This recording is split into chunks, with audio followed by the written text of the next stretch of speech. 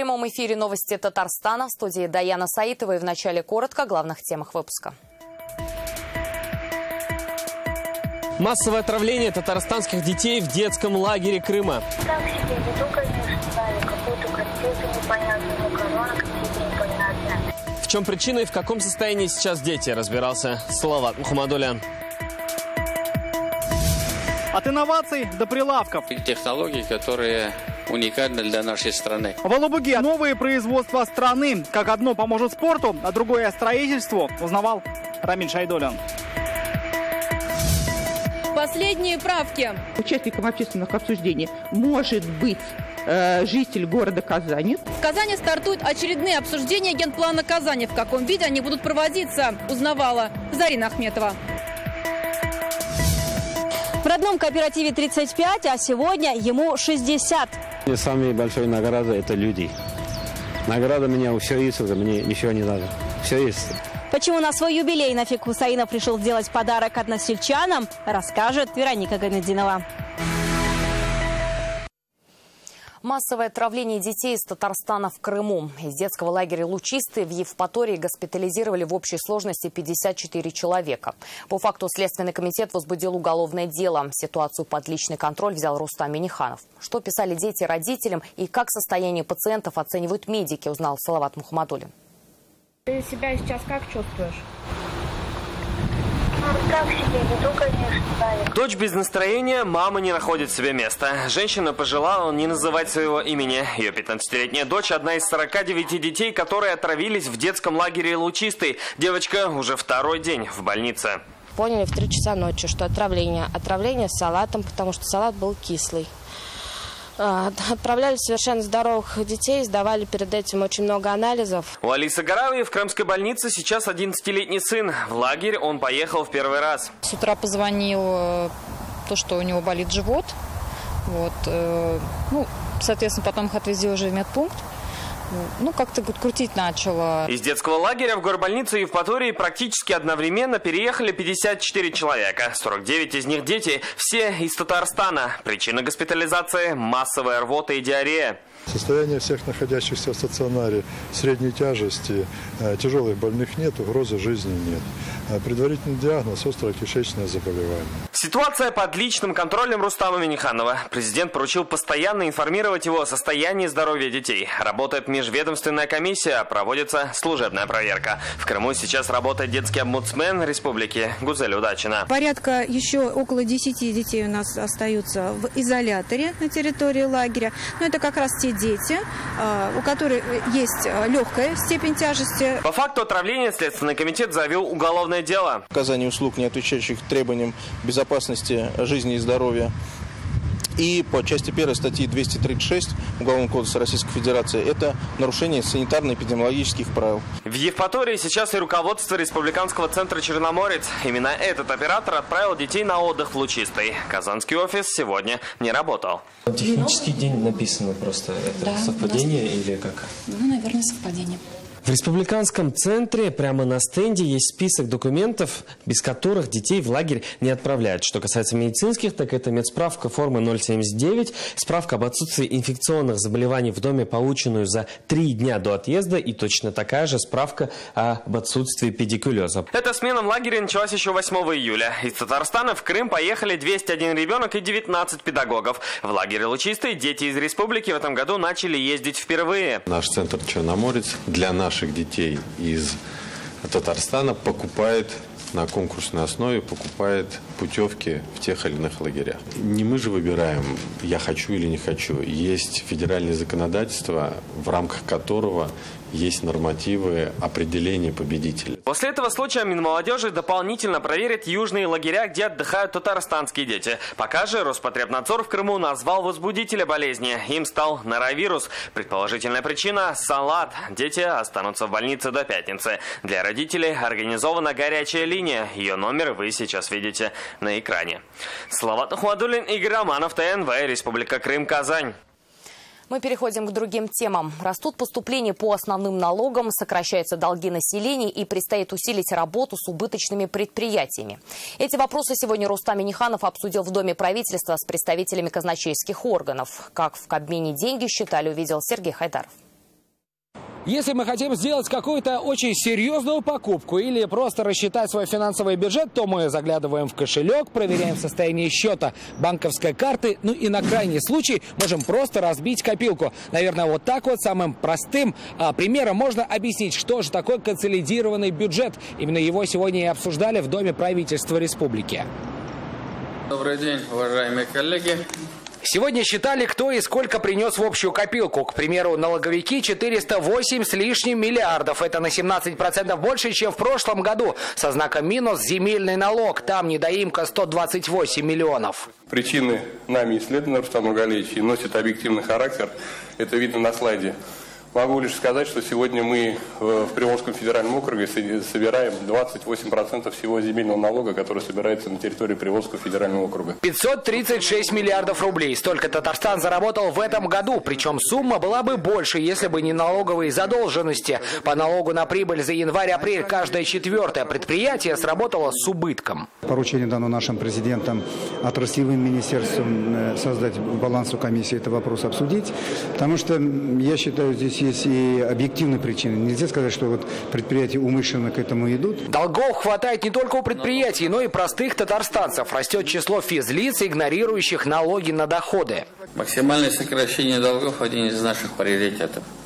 К данной работе более активно должны подключиться и отраслевые министерства. Вопрос мы обсуждали на заседании правительства по исполнительной дисциплине. Вопрос в том, что долги долгами, а в будущем это невыплаченная зарплата, значит, потерянные активы и все остальное. Также президент республики обратил внимание и на соципотеку. За время действия программы более 117 тысяч семей обеспечены доступным жильем. Но далеко не все предприятия выполняют свои обязательства в полном объеме. Есть у нас предприятия, которые сегодня субсидии получают.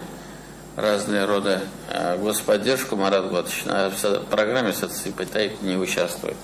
То есть они не могут республиканскими льготами налоговыми пользоваться. Надо вот юридическую форму предусмотреть. Кто не платит налоги и спит спокойно, окажутся в черном списке органов. Подробный отчет налоговики должны предоставить до 29 июля. Сергей Хайдаров, Вадим Илларионов, ТНВ, Казань.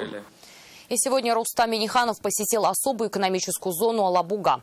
Он осмотрел завод «Транснефть-Синтез». Его откроют в августе. Ежегодно завод будет выпускать до 3000 тонн противотурбулентных присадок. Также президент Татарстана открыл новый завод, который сможет обеспечить прилавки страны спортивными товарами нового поколения и монтажной пеной. Подробнее о новых технологиях и предложениях Рамиль Шайдуллин. 3, 2, 1... Обратный отсчет начинает новый этап в строительстве. Так стартует производство монтажной пены «Бернер». Ожидаемая мощность до 10 тысяч тонн в год. Этого хватит на 1000 четырехэтажных российских домов.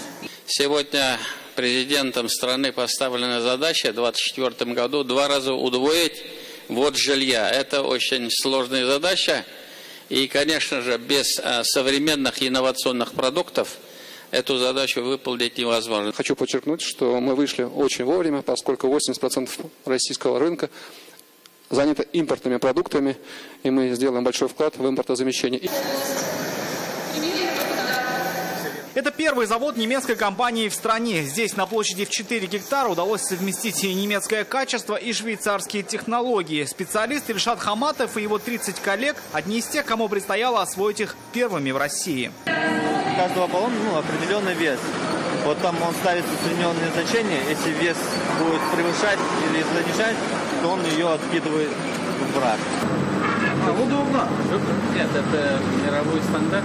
На клюшках с узнаваемым лейблом «Заряд» теперь соседствует не менее важная надпись «Росатом» – логотип нового акционера. Сделку мы совершили, и теперь наша задача масштабировать производство не только клюшек, а создать широкую линию спорт-инвентаря, коньки, лыжи, сноуборды. А вот как достигается такая легкость, а главное прочность с помощью вот таких вот темных волокон. Это не что иное, как карбон, и именно он в итоге становится клюшками, скейтами или, например, лыжными палками. В планах компании вывести новые товары не только на российский, но и международный рынок. Рамиль Шайдуллин, Ринат Сафин, ТНВ, Алабуга. Сегодня Рустам Минниханов провел очередное заседание наблюдательного совета особой экономической зоны Алабуга. Участники встречи рассмотрели 6 новых инвестиционных проектов. Это Алкема, Тубио, Акани Турал, Югострой.ру, Лилиани Технологи, ЦБТ Алабуга.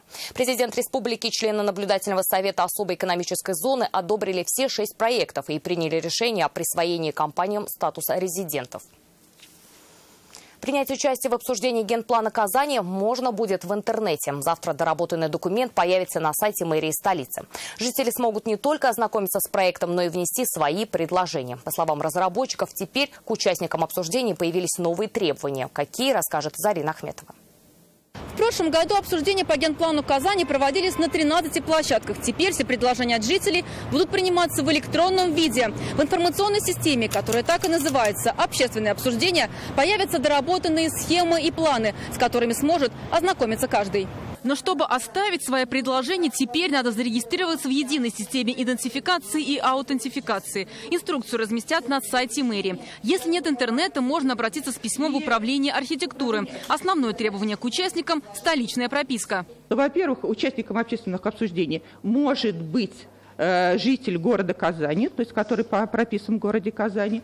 И второе, может быть собственник недвижимого имущества, которое размещается на территории города Казани. Срок подачи предложений с 29 июля по 1 августа. После обсуждений они войдут в итоговый документ. Это документ, который выявляет какую-то проблему и должен предложить вариант решения этой проблемы.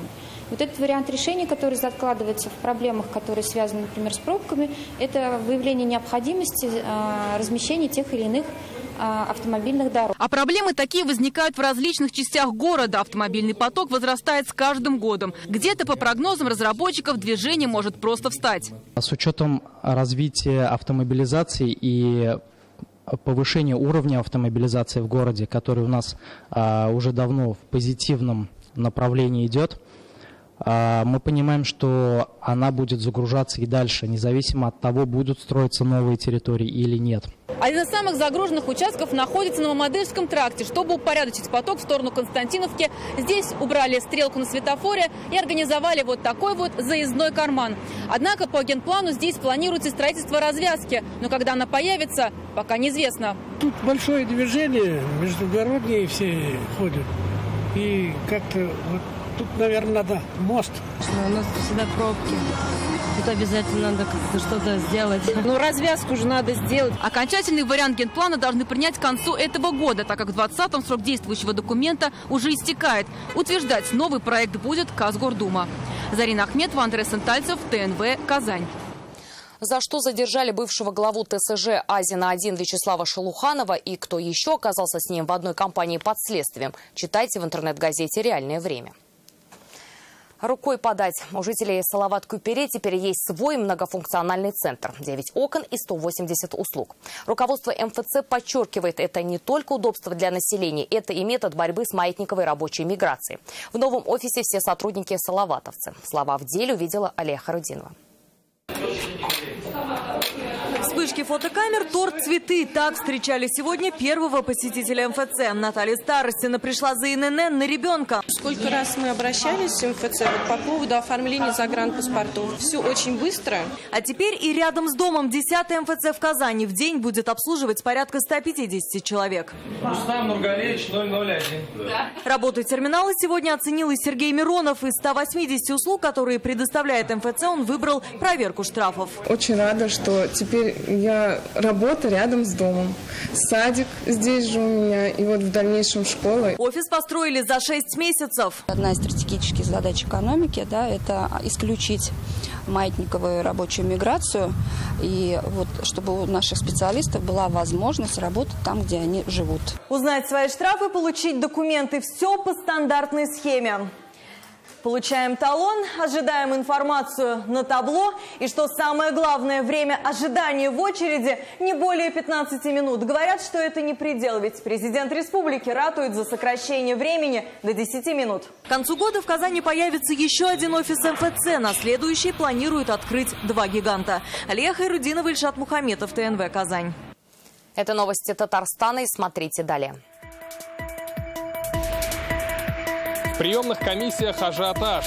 на одно место претендует от 15 до 60 абитуриентов. Где самый высокий конкурс на место, узнавал Рамиль Галиулян. Не архивные дела, прыжки с мешками и перетягивание каната. Вместе с Госархивом на спортивное состязание вышла Юлия Муратова. Сегодня Рустам Минниханов посетил казанский филиал главгосэкспертизы России. В его зоне ответственности находятся 8 регионов ПФО. Президент Татарстана осмотрел сектор приемки, зал переговоров, отделы комплексной экспертизы и проверки сметной документации. И обсудил с начальником ведомства Игорем Маныловым вопросы профподготовки и повышения квалификации участников строительного рынка. В последнее время приступает к реализации и уже приступит к реализации национальных проектов. Строительная отрасль получила такой вызов мощный, потому что объем капитальных вложений по всем направлениям, по всем проектам – это доминирующая часть всех, по сути, инвестиций. Вы можете сам надо загрузить. В Москве рабочая сила дорогая, поэтому интеллектуальный самый центр, понятно, в Москве должен быть там. А эти центры все должны работать, потому что у нас специалистов много. Фарид Мухаммедшин предложил создать совместное производство в Беларуси и Татарстане. Об этом он заявил сегодня на 6-м форуме регионов России и Беларуси в Санкт-Петербурге.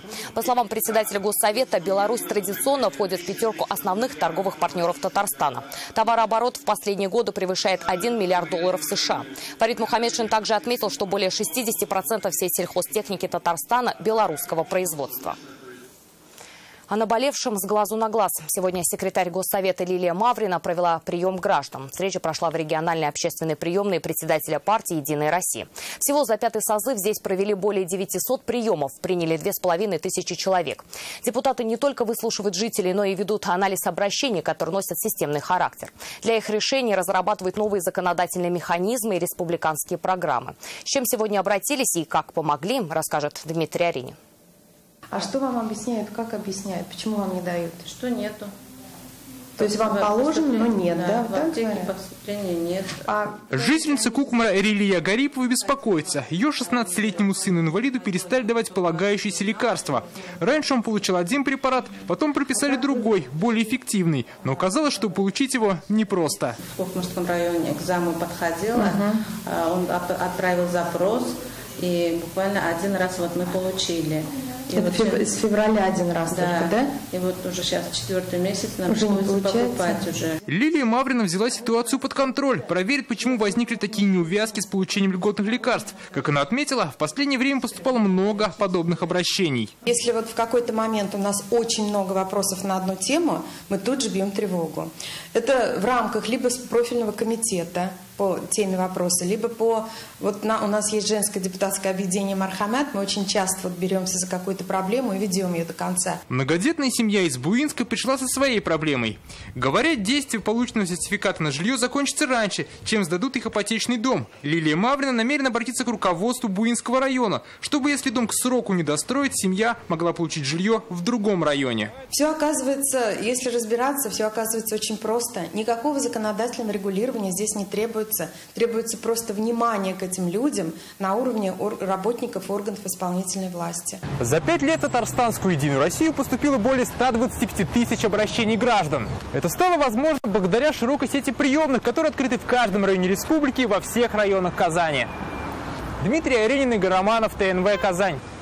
От простого рабочего до руководителя самого стильного хозяйства республики. Юбилей сегодня празднует глава предприятия имени Вахитова Кукмарского района Нафику Хусаинову 60. Его хозяйство передовое не только в нашей республике, но и в числе лидеров в стране. О человеке дела Вероника Гайнудинова. С кем работал раньше и с кем продолжает трудиться. Поздравить Нафика Хусаинова пришли все, приехал и госсоветник республики. Он любит, уважает и пенсионеров, и молодых, и рабочих. Он хороший руководитель, умеет работать с людьми, любит всех. Сам Нафик Хусаинов скромничает. На свой 60-летний юбилей сам захотел сделать подарок односельчанам – новый парк. Деньги на него он заранее попросил у президента республики. Говорит, главная награда в его жизни – люди, с которыми работает. Я сегодня благодарен своим механизатором, животноводом, специалистом. Вот мы друг другом нашли общий язык, друг друга понимаем. Из-за этого, я думаю, и работа нормальная идут, и показатели есть. От простого рабочего до бригадира, а потом и председателя. Нафиг Хусаинов работать начал сразу после школы. В родном кооперативе 35 лет, 28 из них руководителем. За трудолюбие, профессионализм, внимание и помощь в любой ситуации его ценят и уважают и односельчане, и коллеги. Наш легендарный руководитель, которым мы гордимся, он 28 лет проработал директором одного хозяйства вот, имени Вахитова, одного из хозяйств нашего района. И он сегодня показывает колоссальные результаты не только у нас в районе, и по всей Российской Федерации. Нафакилович, уважаемый человек, он много сделал на этой деревне, и колхоз сохранил. Благодаря ему деревня у нас хороший, строится, хорошо живет. Он у нас такой строгий, но если не быть строгим, невозможно руководить таким хозяйством. Он у нас отличный. Сельскохозяйственный кооператив имени Вахитова в Кукмарском районе сегодня передовое предприятие республики. Животноводство, растениеводство входит в ассоциацию «Элитные семена». В кооперативе сегодня работают 350 человек. Все по европейским технологиям. Ну вот в прошлом году мы открыли вот кормоцех, там стоит израильское оборудование. Вот за счет этого мы увеличили надой молока. В хозяйстве сегодня почти 6 тысяч крупнорогатого скота, дойных коров 2200. Ежедневный объем надоя молока здесь 77 тонн. Оценить масштаб несложно, столько не доят вместе даже 3 района республики. Процветает сегодня и деревня Вахитова. Хорошие дороги, вся инфраструктура, не уезжает и молодежь. К слову, средняя зарплата работников кооператива 20-30 тысяч. Кроме этого, раз в год за счет предприятия они отдыхают и в санаториях. Сам Нафиг Хусаинов на отдых не спешит. Говорит, работы и планов еще много. Вероника Гайнудинова, Марат Зайдуллин, ТНВ, Кукмарский район. Опоздал, не поступил. В приемных комиссиях сегодня ажиотаж. Очереди на обучение по некоторым специальностям достигают до 60 человек на место. Сейчас в республике продолжается прием документов в высшие и профессиональные учебные заведения, где самый высокий конкурс на место узнавал Рамиль Галиуллин. Сама из Чувашии, но учиться дальше решила в Татарстане. Заримата Зыддинова приехала в Казань вместе с братом и отцом. Девушка закончила школу с красным дипломом. ЕГЭ сдала хорошо. Все для того, чтобы в будущем стать востребованным экономистом. Хочет поступить в КФУ. Наверное, я люблю математику, и поэтому я выбираю экономику. Я считаю, что это перспективно, и в дальнейшем трудоустройстве это поможет мне. В КФУ приемная кампания началась месяц назад. Среди самых популярных направлений – русские, иностранные языки, а также дизайн. Здесь самые высокие конкурсы – от 15 до 60 абитуриентов на место. В этом году университет примет более 10 тысяч новых студентов. Иногда высоких баллов по ЕГЭ бывает недостаточно. Чтобы поступить на некоторые специальности, нужно пройти определенные творческие испытания. Например, сейчас абитуриенты – это будущие дизайнеры, сдают внутренний экзамен по рисунку. В Казанском федеральном университете в настоящее время обучается более 44 тысяч студентов. А что касается Института филологии и межкультурной коммуникации, у нас порядка 300 бюджетных мест и где-то около 600 мы еще принимаем на небюджетной основе. А это уже аудитория радиотехнического колледжа. Приемная комиссия оформляет документы с раннего утра. Владислав Ведерников хочет стать техником. Я пришел поступать на специальность электронные приборы и устройства. Неплохо знаю саму тему. Разбираюсь в этом. Как отмечают в колледже, в этом году здесь ажиотаж. С начала приемной кампании поступило более 300 заявлений. По квоте всего 120 бюджетных мест. Электронные приборы и устройства – самая популярная специальность. И, значит, мы набираем в этом году 2 группы бюджетные, 50 человек. Подали заявление 110. Определиться с выбором профессии абитуриенты могут до 26 июля, когда завершится приемная кампания в вузы. В колледжах и техникумах прием документов продлится до 15 августа. Рамиль Галиуллин, Вадим Ларионов, ТНВ, Казань. Сдавать в архив свою бодрость еще рано. Так решили работники Госархива и после долгого рабочего года отправились забивать голы, прыгать в мешках и бороться с противником на бревне. В Высокогорском районе прошла спартакиада сотрудников Госархива Татарстана. На Майдан вышли 150 человек. Так, оставив свои компьютеры и стеллажи с документами, бросили себе вызов. Все подробности в нашем следующем выпуске в 21:30. Еще больше новостей в наших соцсетях ВКонтакте и Инстаграм. Вечерний эфир продолжит программа «Вызов 112», а сейчас прогноз погоды. До встречи в 21:30.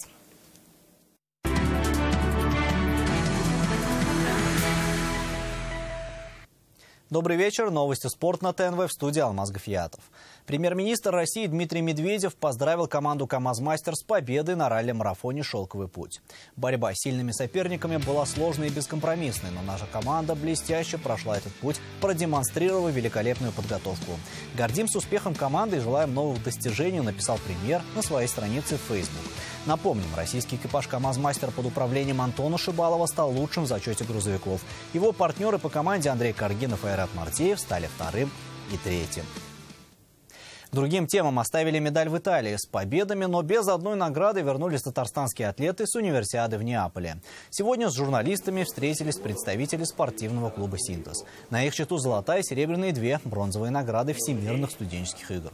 Одним из самых титулованных стал Югур Куимов. Пловец сначала стал чемпионом на дистанции 100 метров баттерфляя, а потом выиграл серебро на эстафете. Карина Шкляр выиграла бронзу в прыжках в воду. Однако медаль до своей родины она довести не смогла. То ли награда где-то затерялась в Неаполе, то ли кому-то еще приглянулось. Еще один экземпляр организаторы выдать отказались. Я сначала расстроилась немного, но потом подумала, что это же медаль, а статус бронзового призера у меня же никто не отнимет. Хоккеисты Акбарса отправились на предсезонные сборы, которые продлятся 10 дней в финском городе Куартане. В Финляндию полетели 38 игроков, 4 голкипера, 13 защитников и 21 нападающий. Среди вратарей не оказалось первого номера команды Эмиля Гарипова. Он готовится к сезону по индивидуальной программе в Казани. Тем не менее, во время открытой тренировки главный тренер Акбарса Дмитрий Квартальнов заявил, что Гарипов еще присоединится к команде в Финляндии. И это все новости спорта к данной минуте. Будьте здоровы и занимайтесь спортом. До свидания.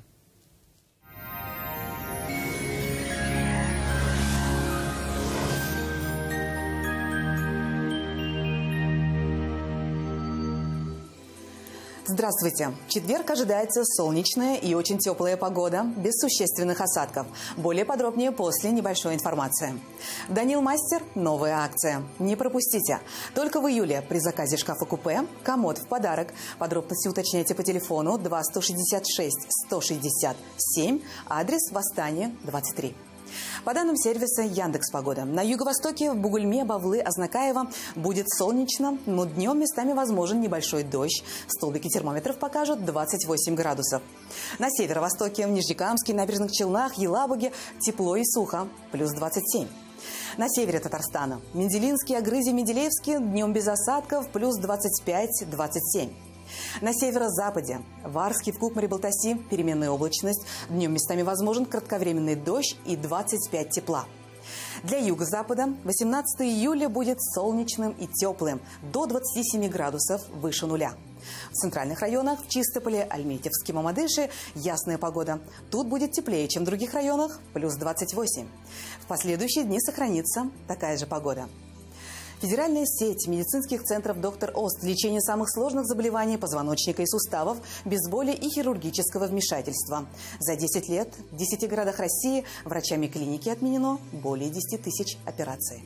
Пациентов с жалобами на боль в спине часто направляют к хирургу. Мне уже удаляли грыжу позвоночника, и снова все повторяется. Спина болит, еле хожу, снова направляют на операцию. Что делать? В медцентре «Доктор Ост» передовая технология лечения вместо операции. Уникальный робот помогает вернуть искривленный позвоночник в норму. Грыжа начинает самостоятельно втягиваться на место, освобождая пережатые нерв и сосуды. Боль уходит.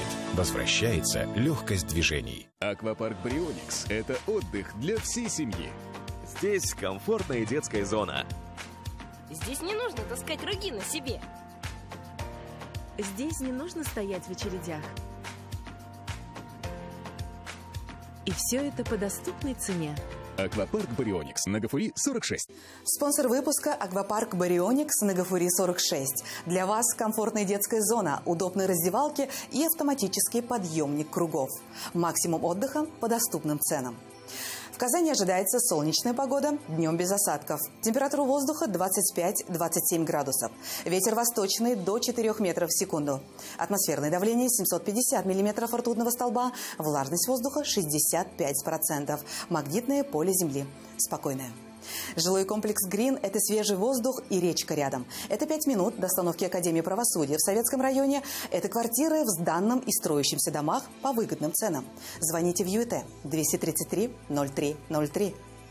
Мечтается о двухкомнатной за 3 миллиона 100 тысяч рублей. Зеленый свет мечтам в жилом комплексе «Грин» от ЮЭТ. 5 минут до остановки Академия правосудия в Советском районе Казани. Звоните 233 0303.